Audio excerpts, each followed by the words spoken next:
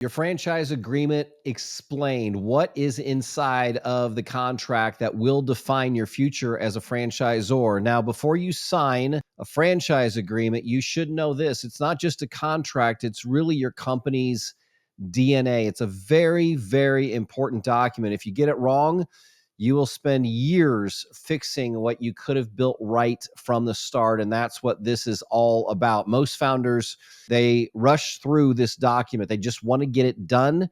They want to hand it off to a lawyer. And when they do, they assume that they are protected. But this isn't just legal, it's operational. So stick around and I will walk you through exactly what lives inside of your franchise agreement, what it means for your brand, and how to make sure that it's going to protect your future and not limit your future. I'm Brett from brettcpayne.com, and I'm also the CEO of 10X Enterprises. I've built and franchised 2 global brands, and now I help founders do the same thing through what we call fractional franchise development. That's where we help in part to help companies become a franchise and operate their franchise. Most people see the franchise agreement as a stack of paperwork.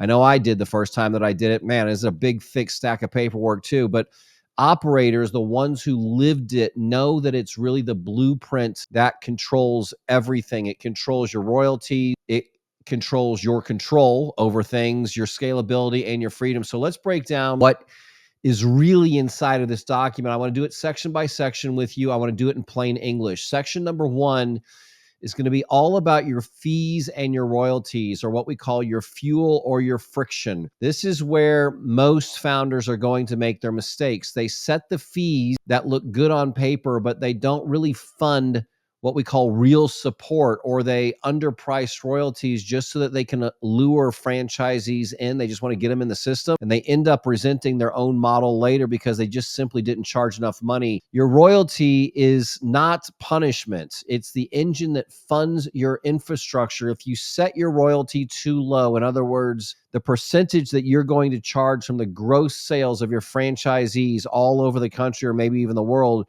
if you set it too low, you are never going to scale. If you set it too high, your franchisees won't survive. So you have to find the mix right there in the middle. You've got to build your numbers around value delivered, not around emotion. If this kind of founder level clarity is helping, I want to encourage you to hit that subscribe button. I post weekly breakdowns just like this to help you franchise smarter and not harder. Section number 2.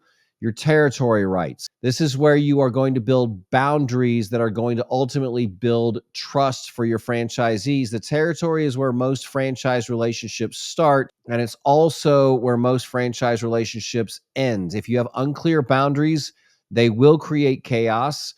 You've got 2 franchisees fighting over the same customers, or possibly a franchisor that's boxed out of expanding the way that they need to expand. You have to be very precise in your territory.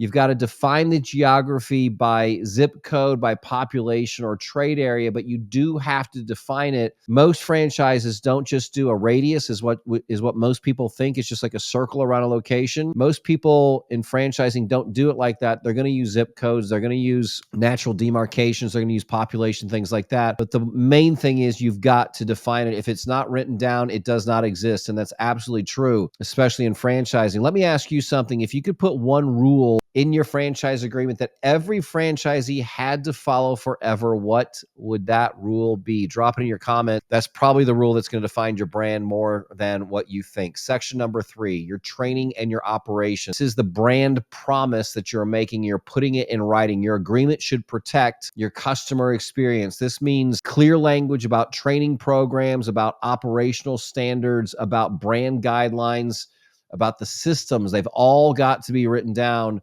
because when a franchisee cuts corners, it's your reputation that's going to be on the line. So you want to think about this section as your quality control clause. Very important that it's in your franchise agreement. It's not just about compliance, it's about consistency. The thing that you've spent so much time building, especially in consistency, you've got to be able to roll that out, and you've got to be able to cover that legally. And that's why you do it inside of your franchise agreement. In my first franchise that I franchised, I learned really the hard way.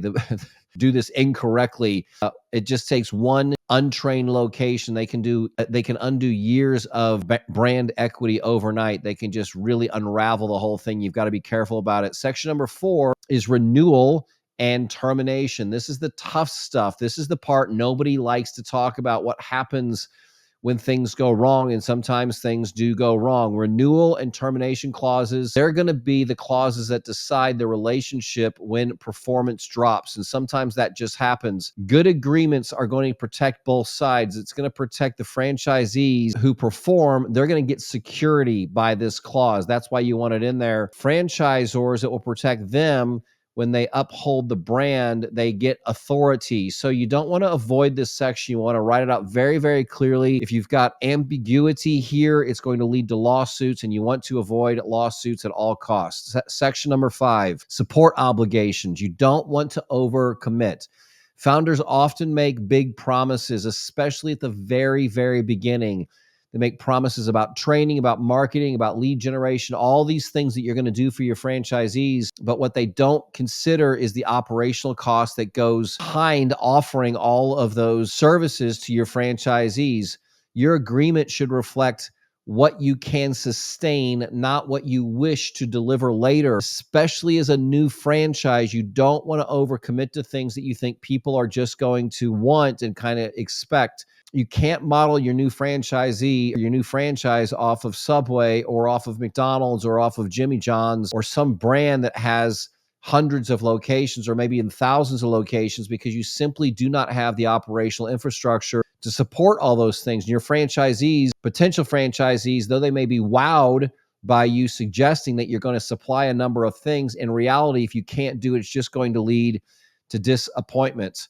You just can't promise everything and still remain profitable. It's not possible. If you want to see exactly how your franchise agreement should align with your business model, I want you to download my free franchise agreement breakdown PDF. It's there for you. It's totally free. It walks you through every section with notes from an operator's perspective, not just a lawyer's perspective, but an operator's.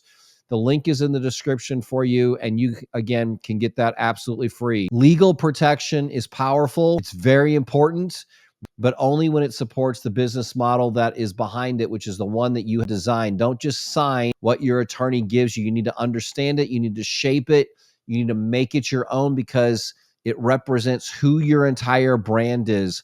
Again, download the franchise agreement breakdown PDF. It's a founder's guide, this founder right here, to what every section of your agreement really means. It was created by me and the team at 10X Enterprises. You can get this right below this video, but you can also get it at brettcpayne.com franchise-agreement, and I will see you there.